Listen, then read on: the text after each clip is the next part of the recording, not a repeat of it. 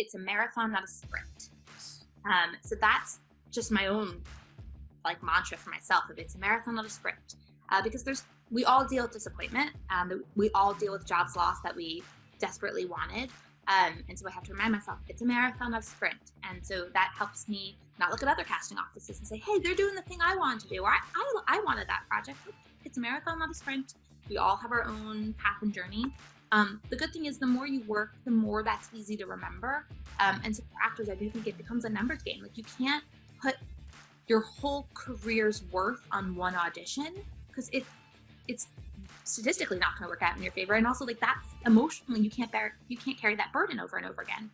But the more you're auditioning, or the more projects I'm working on or interviewing for, you can place less importance on any single individual interview or audition. If you're doing a lot of them, at some point something will happen, and also you won't be able to give that emotional importance to any one individual thing because you've got so much. Hey everybody, welcome to this episode of the show. Today I'm joined by Daryl Eisenberg of Eisenberg Casting. Daryl, welcome. Thank you for joining me. Thank you for having me. This is a treat to talk to someone on the other side of the pond today. On the other side of the pond. I know, but with the internet, it's like we could all be anywhere, right? That's kind of the weird blessing maybe of the situation, that at least we have internet. I've been saying that this has been the great equalizer in the world of casting right now. Oh, really? In what way? That's interesting. Well, let's get right into it then. You're going to throw that line out there. What do you mean by that? In the sense that where you are and what your access is to the industry, everyone's in the same place right now. Everyone has the same time, the same access, the same location constraints. And so much of casting is really like, who's available right now to be standing in a room with me? And for reasons both industry related and otherwise, not everyone's available to be standing in a room right now with me. Well, here we are. Nobody can stand in a room with me. Yeah. And so it's a really good equalizer.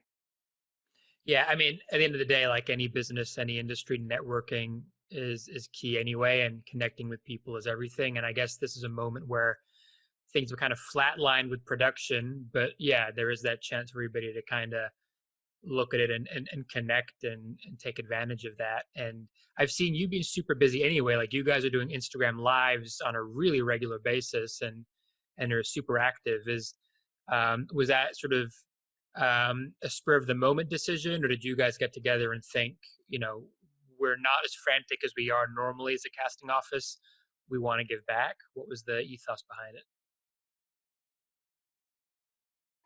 It was both spur of the moment and then also exactly that conversation of we have more time than we usually have. Quite frankly, I've never been busier than I am right now, but I also no longer have to commute to the city, which was a good 2 hours plus of my day. So I got the gift of 2 hours every day that I don't have to spend on a train.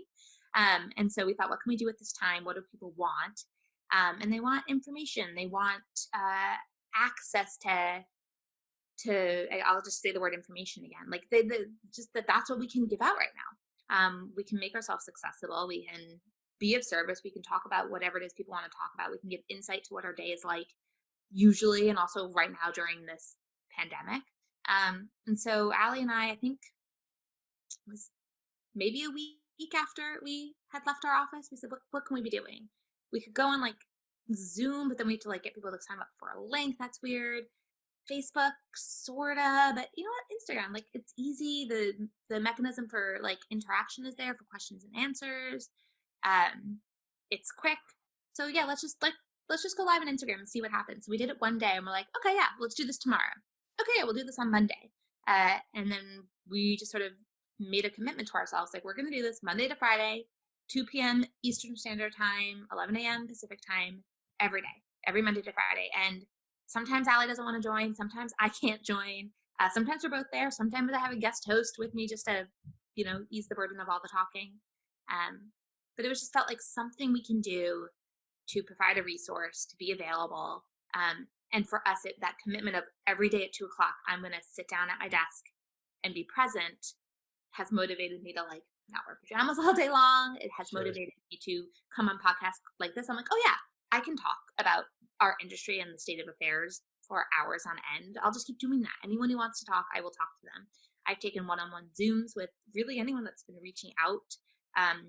Yesterday, I had like an hour-long conversation with a woman who wanted to go into casting. So we talked for like an hour about my professional journey, her interests, because we have this gift of time. And we have this gift of access. I mean, Zoom's been a really cool medium. All of my conference calls that used to be phone calls in the past have moved over to Zoom calls.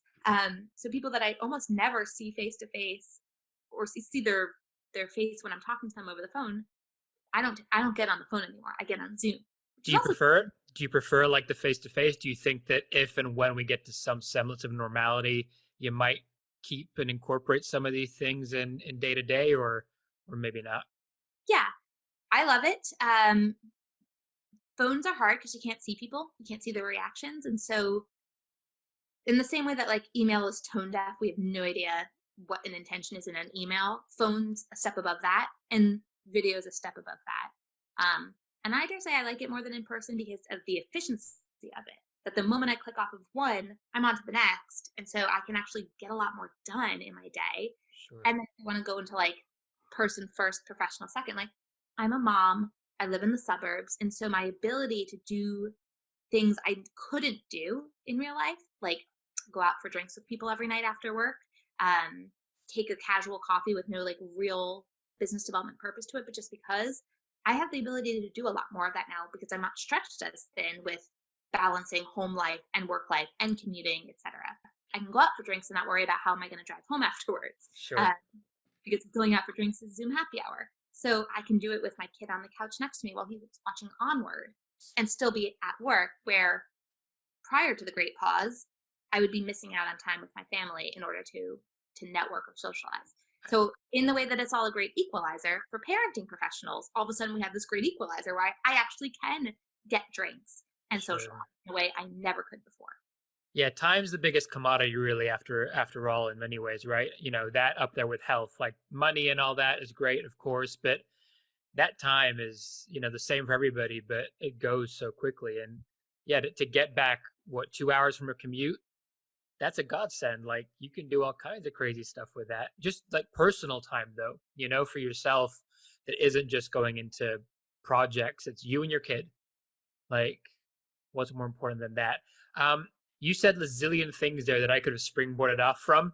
I was like, that's a great springboard. No, let me ask that question. Before I get into that and have my brain go nuts, maybe we start from sort of the start. You did allude to the casting journey, the person you spoke to yesterday, and kind of talking about your journey and giving them some insights.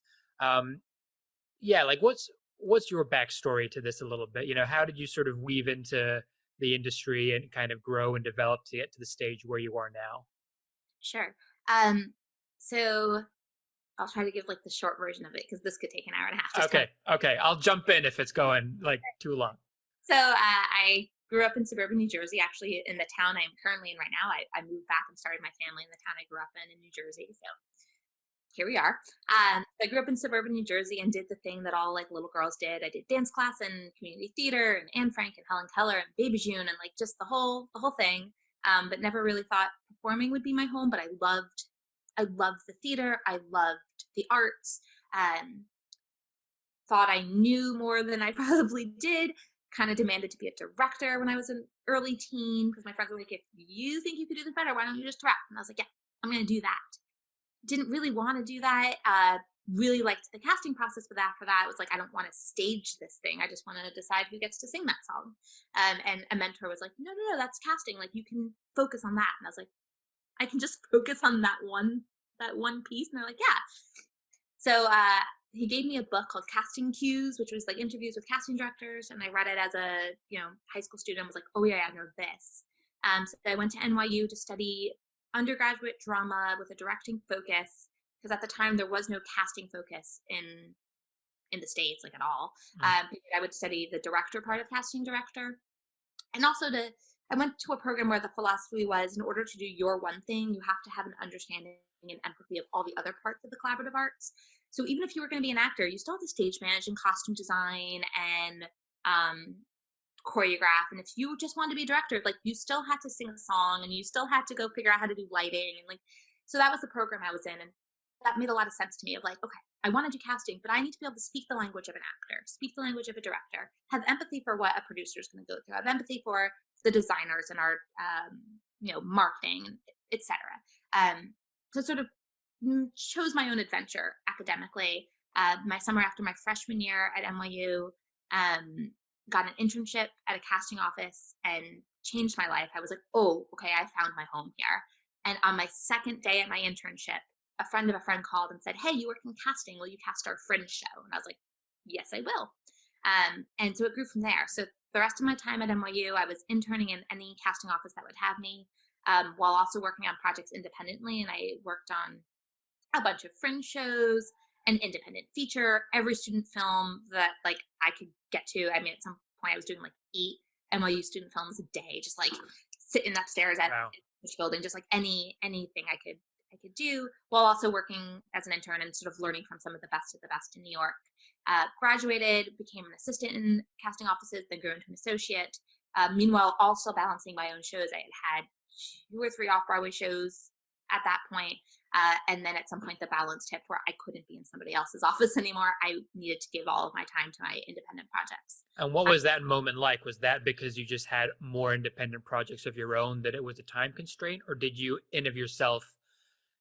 I'm fascinated by moments of big change like that for people. Like, do you remember what that period was? Was it a switch, or was it more of an ongoing long? There were it happened twice. So the first was, I really just as a time, like I couldn't figure out how to balance like using up all of my sick days to run EPAs for my other shows. Like it just didn't seem right anymore. So that was like, it was just a time of like, I don't have the time to give the projects to the thing I always want to be doing. I think it's time to go. And then I always had this nagging thought in my head because I loved the television process. I was an intern at Warner Brothers Television. It was just, I loved it. And I always thought like, I don't have quite enough experience yet in television to be able to do this fully on my own. If an opportunity ever came up, I would want to jump back into television in whatever capacity. So although I had already sort of been like, here's my launch of Daryl Eisenberg Casting, I'm doing this thing solo forever. And an opportunity came on to be an associate on 2 television series. And I was like, I think I'm going to go do that too. So I did that. And then the precipitating events from there were during the writer's strike, because the writer's strike in 2007, everything shut down, went on hiatus, which was good news for me because I met my husband during that writer's strike. So it all worked out. Yeah. My boss at that period got fired off the show I was on. So I bounced from the office I was in to the casting director that got hired to replace my boss. So now I was the associate in a different office for that series. And after another season and a half, they replaced my boss with a different casting office. And that's when I was like, I'm not hustling for this job. I learned what I wanted to learn. It was a great experience. I loved it. And so that was the moment of like, okay, we're good. I can go back to my own independent work now. So that was sort of, there was 2 different moments where like, one was just like, I have to keep giving of myself, but I still want to be a student of the industry. I want to keep learning. Okay, this is a pretty obvious moment to be like, great, I learned what I needed to learn. I'm going to go back. So Daryl Eisenberg Casting has officially been open since 2004. But 3 years ago, I took on a business partner and we rebranded to Eisenberg Beans Casting. So my partner is Allie Beans. She's incredible. She's better at me than in every aspect of the world. She's just the best. And so we rebranded as Eisenberg Beans Casting just over 3 years ago. Amazing. And I mean, I love the part of that story where you're literally talking about knowing the end game, but not rushing it too soon because the knowledge gap was still there, right? And I think, it's that patience thing. And I think as actors, we, especially when we start out, have that incredible lack of patience for the most part, where we want everything yesterday. Maybe it's a human thing, not just an actor thing, but especially with us actors, it's like, oh, I got that one audition. And like you're already planning how you're going to spend the money, how you're going to like do the performance. And, I was talking to someone about this the other day that I don't know how you get over that. I think for me, it was just over time. Eventually you sort of get out of it, but I don't know. What's your take on that? Do you feel like there's any tips or any mindset advice? So this is my own personal advice, which it's a marathon, not a sprint. Yes. So that's just my own like mantra for myself. If it's a marathon, not a sprint, because we all deal with disappointment. We all deal with jobs lost that we desperately wanted. And so I have to remind myself it's a marathon, not a sprint. And so that helps me not look at other casting offices and say, hey, they're doing the thing I wanted to do, or I wanted that project. Nope, it's a marathon, not a sprint. We all have our own path and journey. The good thing is the more you work, the more that's easy to remember. Mhm. And so for actors, I do think it becomes a numbers game. Like you can't put your whole career's worth on one audition because it's statistically not going to work out in your favor, and also like that's emotionally you can't carry that burden over and over again. But the more you're auditioning or the more projects I'm working on or interviewing for, you can place less importance on any single individual interview or audition. If you're doing a lot of them, at some point something will happen, and also you won't be able to give that emotional um importance to any one individual thing because you've got Yeah. so much on the on the stove top. Now, one of the counter questions that comes to that, though, Daryl, and it's actually one of the ones that was sent in, is okay, but great. What if I'm an actor that has like no credits, or I'm auditioning once every 3 months or whatever it might be, and they don't have the luxury of being able to get that feeling because they're working across the board? I know intuitively what I would do in that situation, but I'd love to hear your thoughts on what you would recommend. All right, so I might get some hate for this, but this is the advice I've been giving out, especially on our Instagram lives. Every day we get some of the same questions over and over again. And something I'm very clear on is make sure you are submitting yourself for auditions strategically and Mhm. for roles you are realistically ready to be hired for. So this is going to be an obnoxious answer. Don't hate me. Don't at me here. Uh, I would question if you are limiting your auditions to a world that perhaps you are not so clearly easily hired for.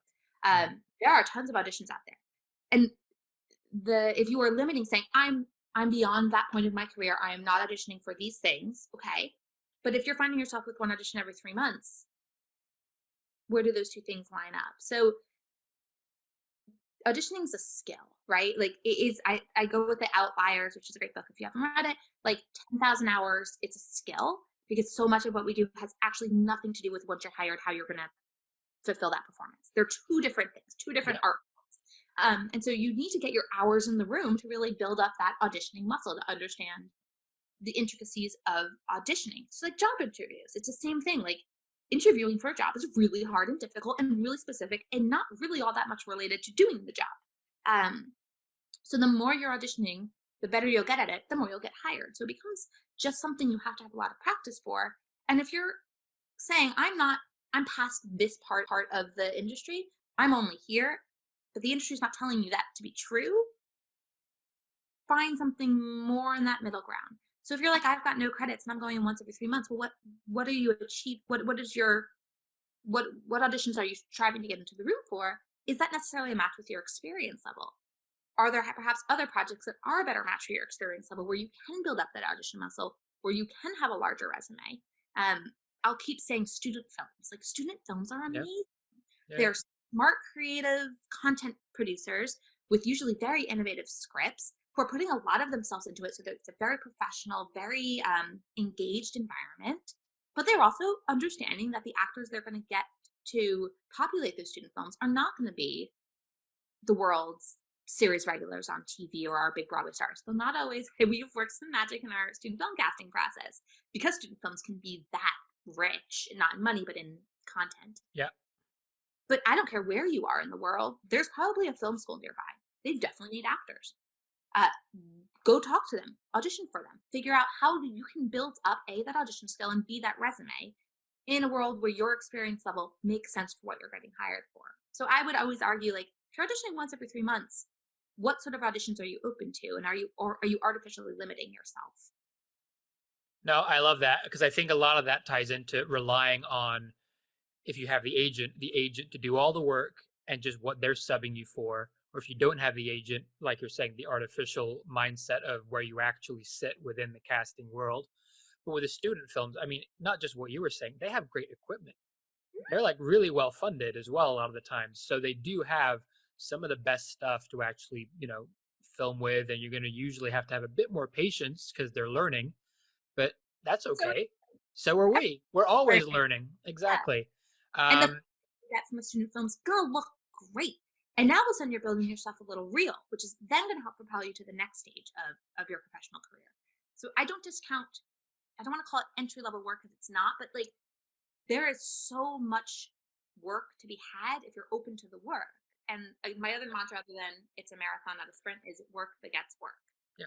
Well, I was just going to say that, and also with the context of, you don't know who these students are going to actually become and evolve into as creatives, and it's all about that level of ongoing. Just, I don't like using the word networking because of the connotations, because I think, like, yeah, in my experience, though, you can develop friendships with these people that goes beyond the work in the industry, and then you're creating a tribe potentially, or a creative community, which then lets you have an outlet for your own stories, which is really, I think, why we're all here. I think going through the audition process is one way to tell our stories and to book a job for, a big show. But whilst we're not doing that, we also have this opportunity to create our own stuff and tell our own stories. Um, I mean, what's your take on that, especially with this lockdown period? Are you a big advocate of people using the time to sort of get creative, write, do their own stuff, or what are you advising people at the moment? I'm careful for my advice because I understand that everybody's reality is different. Sure. Everybody's ability to be proactive in producing content right now is different. I'm struggling with this myself. I've got 3 kids at home right now. Normally, I can work when they're at school. Right now, I have to be a child care provider on top of all of this, plus a teacher. So Gosh. I am aware that everyone's situation is different. So I'm not going. I'm going to say, hey, now's the time to like write your script and do like survive. That's what I expect of people. Do what it takes to survive. And if that means shutting down your computer and sitting with your kids so they don't kill each other, great. If that means like figuring out some way to sell your clothes in Poshmark because your job opportunities are gone, fine. I care most that when we all can leave our homes again, that you're still here and you're still financially able to be here and be present for whatever works to come in the future. So Yeah. that's my Step answer. one. Let's get the foundation. That's yeah. Okay. So survive and then be like physically and mentally and emotionally whole in whatever that means for you. And then if you still find yourself with energy to give, cool. Create, talk, read, watch. I mean, like sitting and watching Netflix for 8 hours a day, which I just read in America right now is the average that Americans are streaming content on average 8 hours a day. Wow. Who has the time for that? I don't have the time for that. But that's great because it means that we're consuming content, which means the world is recognizing the importance of the arts right now. That if they're consuming 8 hours a day of content, that means we better be creating content pretty soon to help feed the desire Mm, of the world, which is wonderful. When all things shut down, we turn to the arts, like woohoo. Um, so if you have the ability to start thinking about creating content or simply consuming content to feed your artistic soul, cool. And then beyond that, be a student of the industry. I'm making myself available. I know almost all of my other casting colleagues are as well.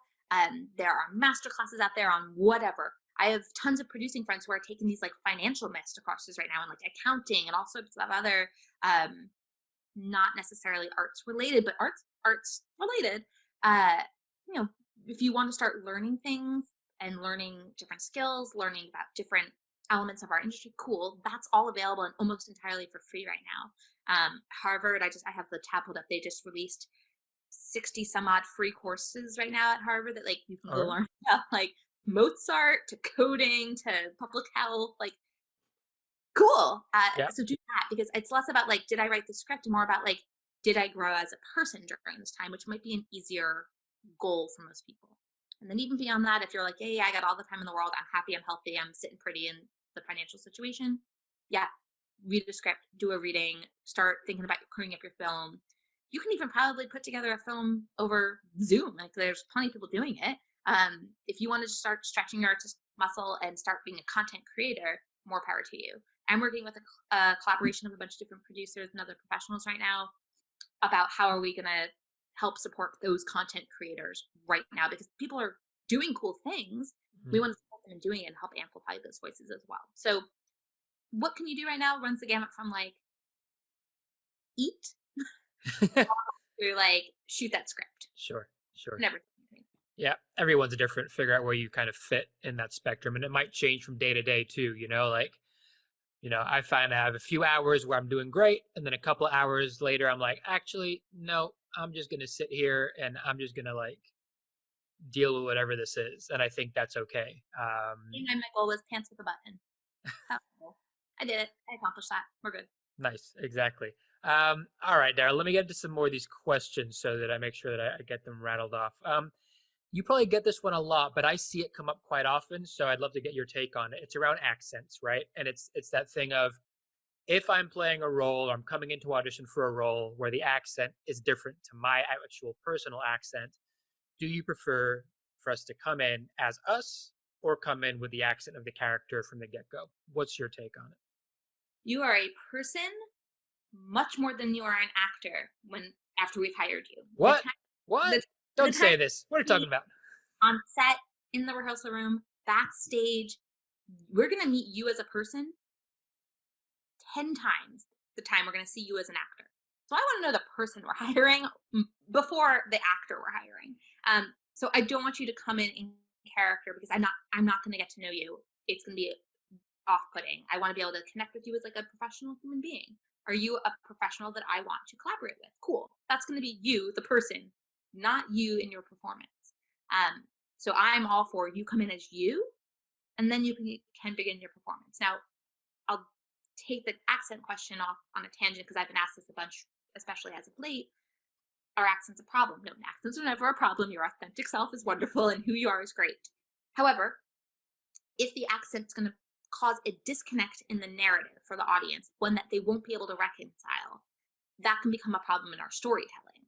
So making sure that the person you are portraying narratively, like it tracks, is important. So if we're telling a narrative about, like Plot Against America is a series that we're watching right now at home, and it's all about World War II, New York, New Jersey, Brooklyn, that situation. So if someone came out with a really thick Australian accent in the middle of that scene, it would be very, very jarring if it was never addressed in the narrative as to what's this person with an Australian background doing in like a Jewish community in Brooklyn. It would be very distracting to the storytelling. So if you are a native Australian actor, you may be asked to come up with either a neutral accent or an accent that actually makes sense with the storytelling in this narrative. Sure. So that's where what we're hearing, we need to make sure isn't going to cause the audience to have a disconnect. Sure. But you as Australian actor comes into the room as Australian person first, not as person. Exactly. It's crazy though, because like you said, you get it a lot, and the number of times that I've seen it and had it on with other guests, it seems to be this thing that is in a lot of people's minds. And I think it happens a lot to a lot of British actors who want to come out to the States. I think have this thing, or maybe you've been told this in the past, where you need to have a perfect American. You need to make sure that people see you as though you can do a spotless American. So don't let them know that you're British. And I can kind of look. Yes, you need to have a spotless American accent, because when you're reading the sides, I need to not be like, why is there a British person reading these sides set in Plot Against America? We're not naive. I have a pretty good ear. If it's not perfect in the sides, I'll hear it, whether or not you told me you were British. Like, I will always be like, so where are you from? Because I'll hear it, because I'm an audience member too, right? Like, sure. I'm going to listen the way my audience is going to listen, and then be like, that's not how you say that word. That came out odd. I'll hear it. And so if you have an impeccable accent, it doesn't matter if you told me you were British to start or not, because I still need to have an impeccable American accent if the scene calls for it. And all you're doing is delaying me knowing that your accent's not impeccable. But if it's impeccable, who cares? Who cares how you said hello? I'm still expecting the same exact result in your scene work. You're not fooling me. I'm not going to hear it, because I'll hear it. Like, something in my head will be like, that's not a pronunciation for that word. Where are you from? Yeah, makes sense. It's sort of slightly similar vein, not quite accent related, but this is a question that came in from Katarina saying, do you have any tips for European actors looking to expand into the US market, which is much bigger than just accents? But yeah, what's your take on that, and what advice would you give to Europeans wanting to come out there? This is my advice for anyone, Europe, Canada, Australia, wherever. You need to be able to legally work here. Sure. Yeah. That's an interesting one. So let's go into that for a few minutes if we can, because there's obviously the O1 visa, right? Now, I know that in LA versus, say, New York, it seems like there's slightly differences on how accepted the O1 might be. What I've heard is that LA is a little bit more open than, say, New York in some regards. Is that your experience with it? Does it depend from show to show? It depends show to show, project to project. I'm not going to pretend to give any sort of No, immigration. no, no, no. I'm going to like try to like kind of skirt this question a little bit, but Okay. you have to be able to legally work here. And the definition of that sometimes will be a bit more stringent depending on the level of production. Nobody wants their production to be at risk because they hired somebody inappropriately. And we are fortunate enough to have usually a vast pool of folks to work to pick from to work with. And so the exposing a production to risk in that way is we try to avoid. So legal counsel will always pressure to make sure that like there's no question about somebody's ability to be on that set or to be in that rehearsal room. And so we will always try to abide by the advice of the legal counsel. Yeah, makes sense. And I guess, the turnaround times to get a visa for someone aren't the quickest. So, if you don't have one, it's pretty unlikely you're going to get it unless it's for one of the big series regs or a feature that's, I guess, being cast well in advance, right? Okay, let's play devil's advocate and take the legal side out of it. Let's say I've got my legal abilities in play and I'm all covered and I don't have any issues there, but I'm based in the EU and I want to make the move or I want to spend more time in the States. Would you say that you need to be there 24/7 and make the big shift to the new market? Or do you feel like now you don't have to be, say, in New York all the time as long as you can come and go when needed? That's the right answer. It doesn't matter if you're in the EU or Kansas or LA, it doesn't matter. You have to be willing to be a local hire wherever you want to be considered a local hire. And a local hire means you house yourself, you are present in that city on your own dime, and you can feed yourself in that city. So if you want to be a local hire in New York, it just means you're not going to get a per diem for meals. And when we say, hey, you need to be on set on Monday, you can't be like, right, but are you going to pay for my plane ticket there? Nope, that does not make you a local hire. So if you're able to be a local hire, pick city here, I don't care where. Yeah. Great, local hire there, and you can pursue work there as long as you are legitimately a local hire. What you don't want to do is put in all this time and energy to get the job, and then you can't actually follow through on it. Take that a step back. You don't want to put in all this time and energy to get the audition, and then you can't follow through on it. So if you are realistic in a place where you can't be in the city on a day or two's notice, you are not a local hire there either.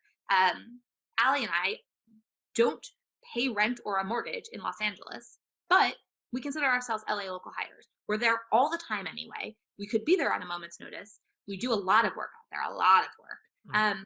We just happen to like not own property in Los Angeles, but we consider ourselves bi-coastal. We're LA local hires, and we act as such. And when we have a meeting that we have to get to and it's important, we're like, okay, great. We'll be there in 2 days. Sounds good. We actually have the luxury of having usually much more notice about having to be somewhere. If we're holding auditions, we know months in advance we're going there for auditions. If we're, interviewing on a job, we generally have a week or two's notice. Actors actually do have it a bit tougher because sometimes an audition does come within a 2-day window. And if you are getting brought in, or if you're being requested to be in the audition room and time again, you're like, I can't get myself to that city, you're going to see all of a sudden that you're not going to be asked to come to the auditions as often because we can't rely on and having you able to come in. It's a whole conversation about casting process and timeline and like what's a turnoff when we're trying to schedule people and how many people submit for a role versus how many people we actually ask to come in the room versus how many people come into the room, how many people get called out, etc. But know that it goes like tens of thousands of submissions to like 52 pre-screens to 10 callbacks to we hire one person. So if you're in that 10,000 pool of submissions and we're like, yeah, would you like an audition spot? Know that that's like already has taken us so much effort to get to you. And there's a lot of engagement in giving you all the information and holding that time slot for you. And if we find out the day before you couldn't get there, like you've burned us a little bit. That's one of 52 people we didn't see out of the 10,000 we could have. So there's a lot of complexity to this conversation as well. So the advice to the person is like, no, I can be there. Great. Then act as if you're there and you just happen to be out of town for the weekend, but you'll be back on Monday. Sure, act as if. Alternatively, if you're like, I don't know anyone here, come for 2 weeks, come for a month. Give yourself a visit to start the process, to start the legwork, to get that face-to-face time with the right people. So then you can leave and still maintain those connections and then come back in another month or two and continue nurturing. It's no different for working actors who are, they're on set in a different place for a few weeks and then they're back and then they're doing a show at a regional theater for 2 months and then they're back. It's the same back and forth. Yeah, it's a big old circus, it really, isn't it? Like we're all over the place, and I think that flexibility is kind of why we're alert to it in some ways as well, right? Like, um, it's a small world, or it was a small world. I hope it still is after the after the back of all this stuff. Now I'm chatting with somebody That's true. 10 miles away right That's true. I mean, and that's the thing. We don't know what this is going to do. What's your take on things like online audition platforms? So, like, I spoke to the guys at We Audition a few weeks ago. If you know them, do you feel like that is going to grow more and more as we move forward? Do you personally like that style? now. We are in a time right now where we have to rely on it, and it is what it is. I do think we're going to see the world of the self tapes, not necessarily the audition technology platform where I'm in real time Mm, conversing with somebody, but I do think the world of the self tape is going to be used a little bit more, which I don't think is a bad thing. Talking again about this great equalizer, mhm. 10,000 people submitted for a project. In a pre-screen, and an ambitious number, can see 50, right? So that's 9,950 people who I didn't even consider at this point or would not be in the mix because I'm limited in my time in my audition room on anything. There's always a cap. There's always a limit on how many people I can see. I don't care what the budget is. Yeah. But now that self tape is becoming just more of a commonly accepted process, okay, so maybe of the 10,000, I ask 300 to self tape. And then I can screen through those and then maybe bring 20 people into the room. Okay, so the 50 to 20 is still a difference, but 300 to 50 is also a huge difference. So just in terms of the accessibility to be in the mix for a project, I think will ultimately change at the top part of that funnel. I don't think we're ever going to get out of going to the room because again, what we do is collaborative in the room, and so much of what we do with you has nothing to do with your performance. It's everything to do with you as a professional. Mhm. I don't think we're ever going to escape that. Sometimes we might, especially as we have content creators who are not located in the main markets. Right now, I'm actually in virtual callbacks using We Audition with a creative team that's actually based in Indiana. And this has been actually a really cool process because before our callbacks were smushed into a day and a half because that just happened to be when they could get to New York and our director was able to get into the room with them. Well, now our time frame has expanded. Our availability has expanded, not just because of the pandemic, but just because they no longer have to physically be in New York City to do this. Oh, so now they've got a lot more pockets of time here and there to devote to this. Mhm. So things are changing. I think eventually we're going to try to shift back to normal, but this is again the whole world. We're never Who going to knows? back to where we were in February 2020. We're going to be to a different version of that no matter what. And so I think some of the things we're experiencing now are going to have some lasting power. And we're going to find a better combination and sort of be very intentional about what we keep and what we don't keep from this. Yeah, love that. Love that. Um, I had a follow on, I guess, on that where, you've kind of already answered it. It was a question around, do you think the shift to online, not just casting, but festivals is going to stay being online? Like, SSXW got canceled. That's being shown online now. Do you feel like, I think you answered it, are we going to see that as an ongoing thing, or is it going to be a bit of a hybrid? And my gut says it's going to be a bit of both, bit of a 50-50. I think again we're going to see that at the final level of the festival, they want to get back into the in person. There's a whole ecosystem around these things that I don't think is going to give up without a fight. Like I think Yeah. in Yeah. rely on film festivals industries, rely on live theater, they rely on film production. Like there's just so many jobs are on the line there. However, will at some point will that funnel become more digital? Perhaps they'll have like the first runs at the actual festival and then a second run online festival for that next slate of films that like we didn't have time to program them in our festival, but they deserve amplification and attention. Here's an online, perhaps. Will it be accessible to everybody or via a code? Like, I don't know. Who Uh, knows? Yeah. who knows? But will it exist? Probably, Potentially. because I think Yeah. we're going to realize that top part of the funnel in all different worlds, we can be more inclusive in the digital arena than we ever could in anything in person just because of time and money.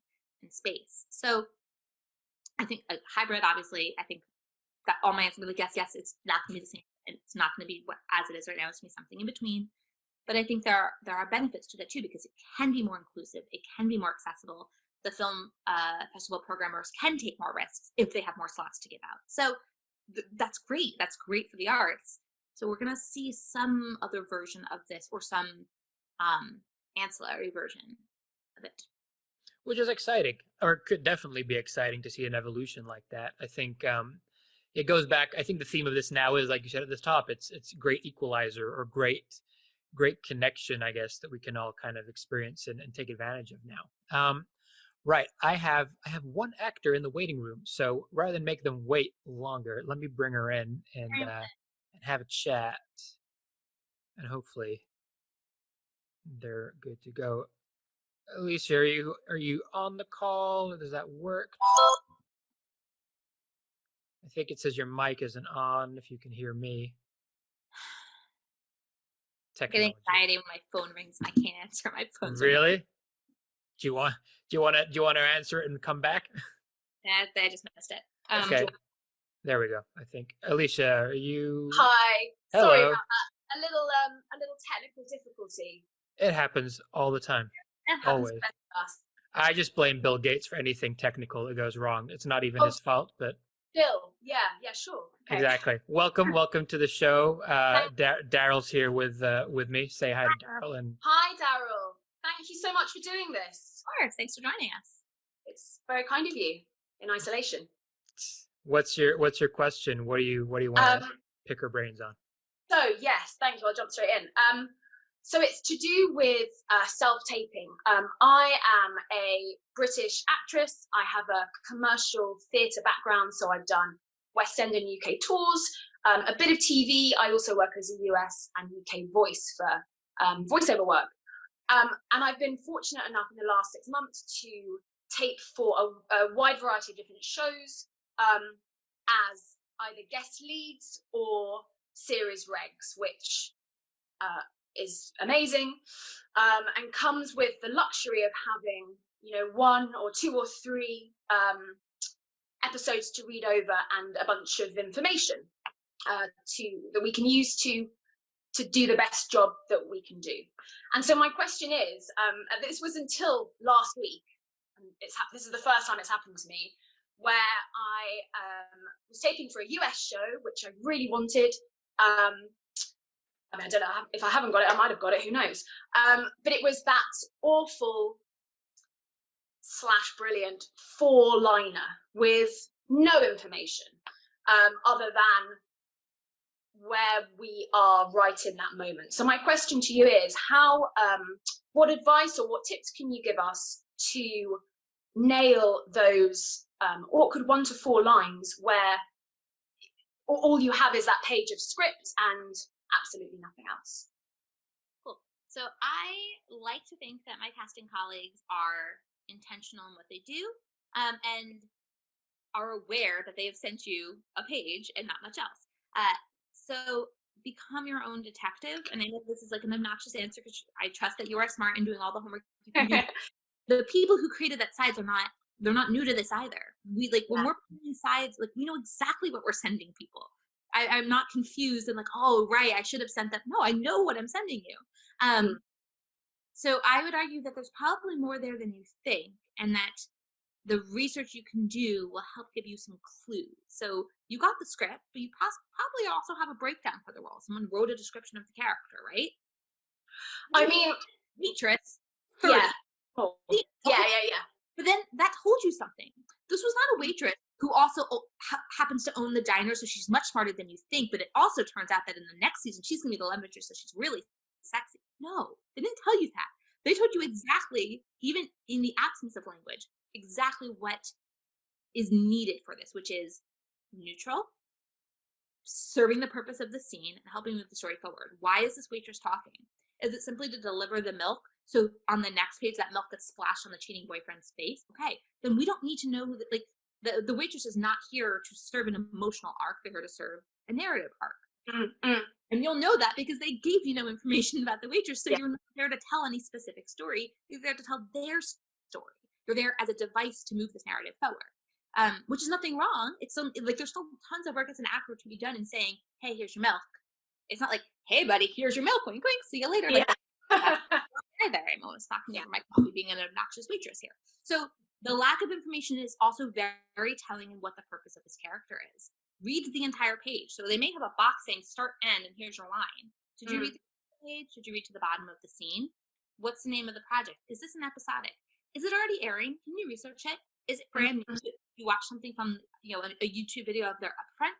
Can you Google who the writer is? Can you Google who the director is? Can you Google any information about what this thing is to give you? Is this like a procedural? Is this a multi-camera comedy? Is this is this fit in a specific genre? Is this meant for kids? Is this meant for teenagers? Is this meant for middle America? What kind of network is this on? Is this HBO? Is this Fox? There's so much information I bet you actually really do have that it's not, and not to, I think it's dismissive to be like, they didn't give me anything. They did. Because by not telling you something, you also know where this role falls in the storytelling. So I believe that whoever gave you that side, they spent hours pulling the sides for every role in that episode. I'm assuming it's episodic. They know exactly what they've pulled. They know exactly what information's literally on the page, inside that breakdown, or in the canon of that project as a whole, all of which will help inform you. And don't be a selfish actor. Again, the waitress is not there to give us a backstory of the waitress. They're there for some purpose, is my assumption. Exactly. Yeah, exactly. How do you, this waitress also, in theory, doesn't know who they're talking to. So they're not putting in a point of view on, hey, here's your milk. It's not like, hey, here's your milk. Because they know that that's the bad guy. They don't know that, right? It's neutral. Yeah. So even in these under fives, like, know what your point is in this room. Be humble about your point. Like, why is this character here? And then think about an audience member. Is the audience going to spend the rest of that scene like, what the F was up with that waitress? Like, because guess what? When I go, I bet you would see that waitress again because that was too random. And 9 times out of 10, yep, that waitress becomes the key witness. Whatever. You would know that in the sides if that was the intention of that waitress because you'd have that other material. It would be, the breakdown would have been given more. No one writes waitress 30. And then turns out it's actually like the guest star of the whole episode and she has to carry a murder mystery. They would have given more to that breakdown. So it's all intentional. Everything. So many layers, especially if we're talking about like a known episodic. That breakdown got approved by 5 different people. Nobody. We first have to tell them who this waitress is and what her point of view is. Nope. They know exactly. No, I completely trusted that it was deliberate, and I don't want to come across as dismissive of not having the information. It was more, I think, because I'm so used to the reverse. There's this anxiety that we do to ourselves of, but there's nothing, and we're doing it. Of course, it's all there on the page. You're being truthful to the moment. You're doing what the scene is in those 15 seconds. I completely get that. I guess it's that strange actor anxiety that we sort of try and grab onto something when actually, if you just relax, it's already there. Just be a humble actor. I think that's my takeaway here is like, you may have been given 4 lines, so be humble that it's the 4 lines and that there's not secret breakout moment in there for you, and just do the thing services the story and not necessarily services you as the actor. That's the line. That's it. Yeah. Cool. Thank you. Awesome. Fingers crossed, right? I played it as, the bumbling waitress, so probably haven't got it now, but hey. Next time. If not, next time. Who knows? Who knows? Yeah. Who knows? Awesome. Thank you, Alicia. Thank you for coming on and asking a question. My pleasure. All right. See you later. Okay. Bye, both. Bye. I always feel snarky with my truth bomb, but like people, I'd rather have honesty and truth and authenticity than being sort of told something that is sort of not really going to help me in the long run, because you're not going to grow from that. So no, I think, she got the total appreciation at the end there with what you said, and it tweaked. But I totally get it too, because if I, like in her shoes, you get a scene and you're like, oh, it's 2 lines. And sometimes in classes as well, you're told to put like a little bit of extra something on it. But for me, the change was learning about writing, reading different writing books, writing my own stuff, and understanding the bigger story. And I don't know if you agree with this, but I certainly found as soon as I understood story from a writer's perspective, once I got a two-liner, to what you were saying, you know where that two lines fits in the overall arc, not your actor selfish mindset. And then you know how to just serve the story, which is what it's all about, right? In like a large episodic, there's no reason that they are paying an actor their day rate to say, "Hey, here's your mill," without why is well, I bet you there's a narrative device why that waiter is there. Do we need to break the tension between the two people having their coffee? Do we need to have a distraction so the other character is actually checking their cell phone? In which case, the "Hey, here's your milk," we're actually probably only seeing the hand of the waitress, and it ends up going to be probably just a voiceover at the end of the day because the point of that moment is actually on somebody. Like it's what's happening in the narrative. Why is this person here? Nobody's writing in waiters and bus drivers and taxi drivers if it doesn't actually serve a purpose in the narrative. It's just too expensive. So they're all 100%. intentionally, and you're right, it's because the writer needed to have that person there for a very specific reason, not just because, well, we're in a diner, so we're going to need waitresses, we're going to need the hostess to check them out, we're going to need the kid crying in the background because they got the wrong french fry. Nope. They're 100%. But then we get the bus driver or the cabbie, and we're looking at the two lines, but we're trying to think, well, what is our act 1 to 3, and what's our arc, and what's our dark night of the soul for this character, which then sometimes you feel tempted to feel like you have to signal in those two lines, but that's completely antithetical to the writer's real purpose versus what you think. And it's almost like the homework is great, but throw it all away because But you still need it. Like, we need to know, like, this is a cabbie. How does he always greet his passengers, right? It should be this moment in time, and the cab driver doesn't know that the movie star playing a detective got into the back seat. So yeah, you kind of need to know like your beat before and the history of like they drive all the time because it should just feel simple. like a cabbie. It should feel like a cabbie. Yeah. Again, then you have to think both cab driver, where are they? What have they been? Writer, what's the narrative? What's the story we're telling? And then audience. Is this going to confuse the audience? Do you, again, like, and this is where we can talk a little bit about type too, because this is a conversation to be had if we also don't want to distract the audience with something that is going to remove them from the narrative and they're going to just be thinking about type. So again, I would like there is something to have like about your type. And again, like if you are a 22-year-old, bubbly, gorgeous young woman who just like has so much charisma, am I hiring you to be the bus driver for an under 5 in a procedural drama? I don't think so because I don't trust that my audience is going to get it. I don't trust that my audience is going to go there. And we want to keep pushing these envelopes as much as possible in all areas, but we also have to make sure it's not sacrificing the narrative.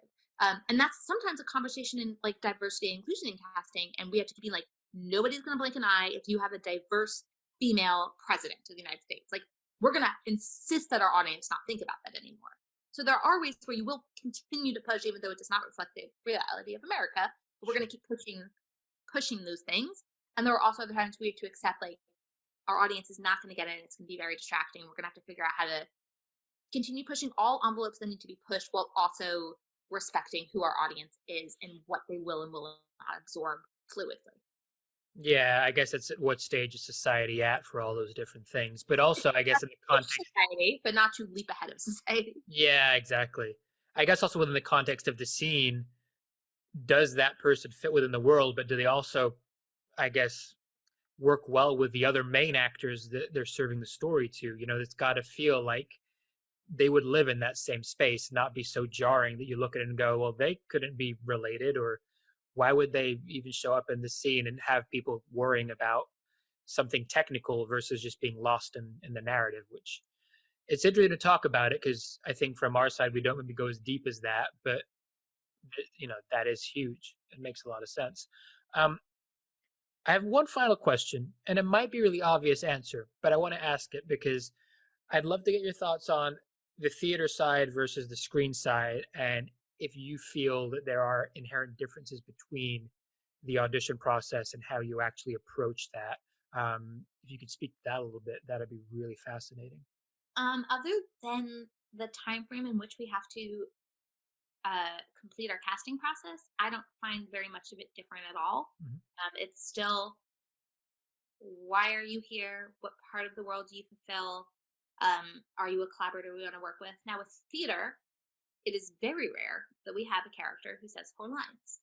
It's just too expensive to invest in a character that says 4 lines. So it's much more of a capsule cast. It's contained, and most roles have enough meat on them to justify to the producer that they're there.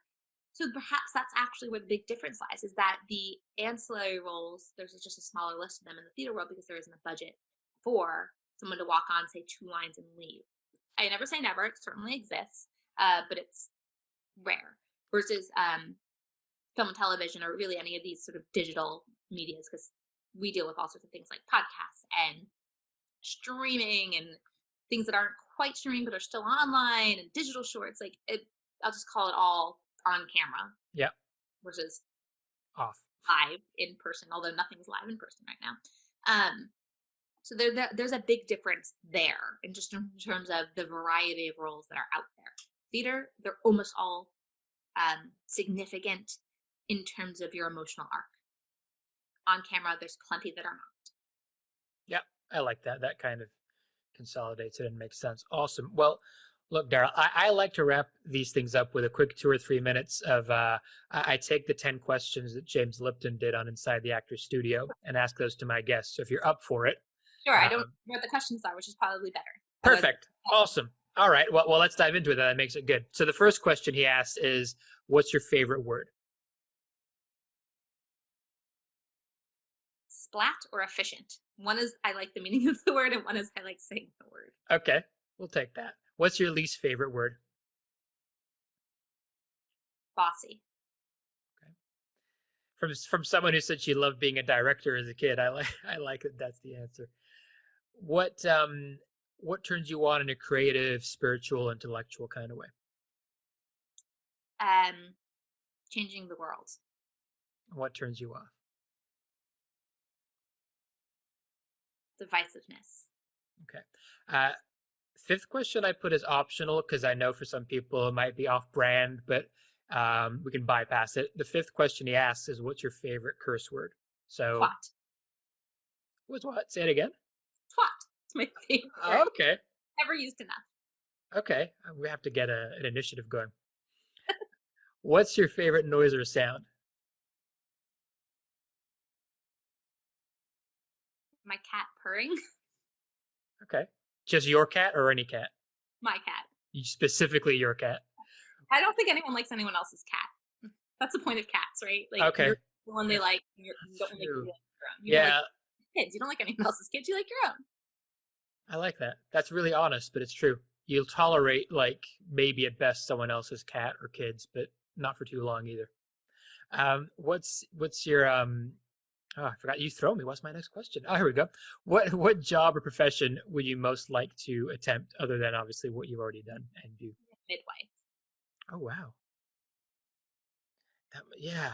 Is it because of that, like, I guess the preciousness of it, right? Like, in that moment?